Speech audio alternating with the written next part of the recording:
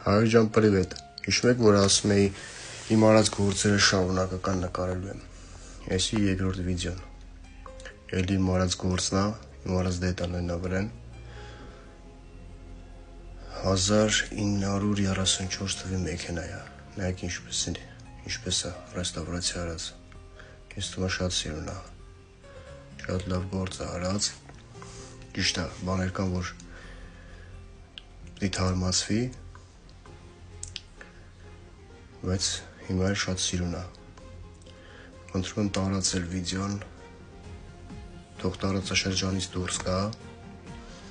թող բոլորը իմանան, որ Հայաստանում կարա լինի սենց ռեստավրացիա, կարա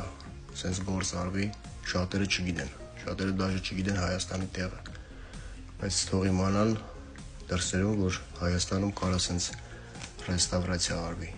1934 թվականի մեքենան կարանա սենց կուկլա դառնա։